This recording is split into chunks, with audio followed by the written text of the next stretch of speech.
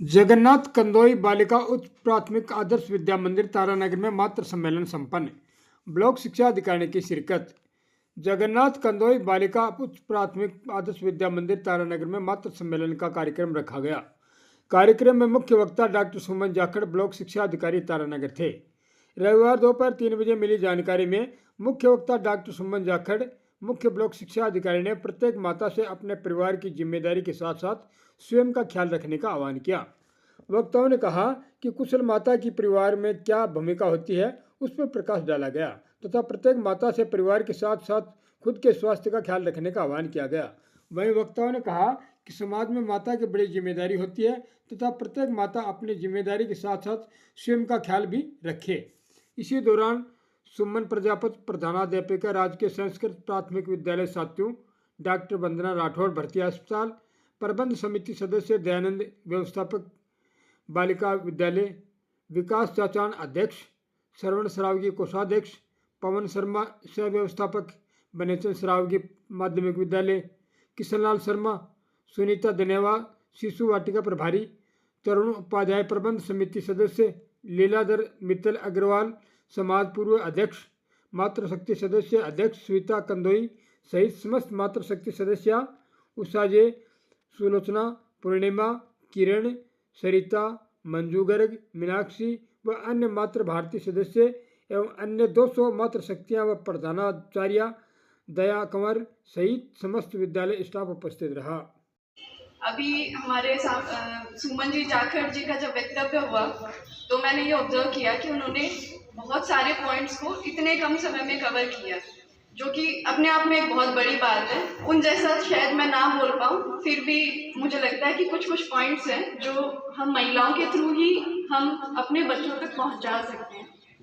मैं डॉक्टर हूँ। स्वास्थ्य के क्षेत्र में 2 से 3 साल का समय बिताने के बाद जो मुझे सबसे मुख्य बात समझ में आती है वो यही है कि महिलाओं का क्या होंगी।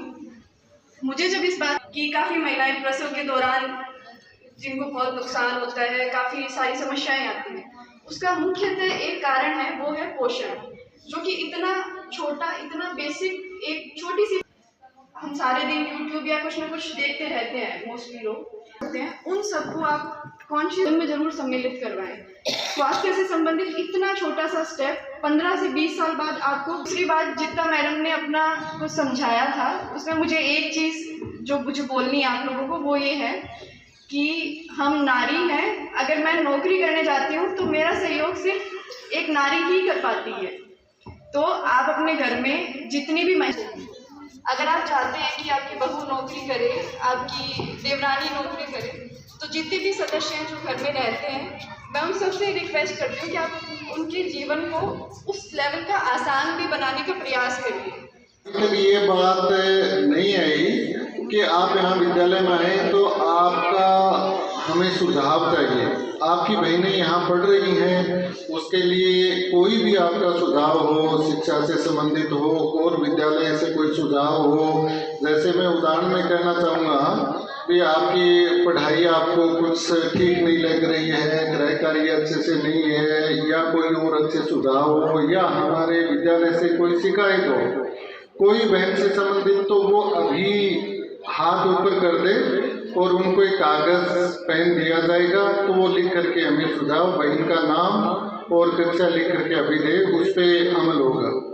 और इसके साथ जो मातृशक्ति नहीं आई है या आज लिख के नहीं दे रही है, ऐसी तो बात नहीं है नहीं दे पाए, लेकिन अपनी बहनों को समय समय पर घर पर संभालते रहें। और विद्यालय से संबंधित सुझाव हैं तो यहाँ की कक्षाचार्य दीदियाँ या प्रधानाचार्य दया दीदी से फोन पे संपर्क करके बताएं, या संभवतः विद्यालय में हो तो विद्यालय में आकर के बताएं, ताकि उनका शिक्षा का स्तर बहनों का अच्छा रहे।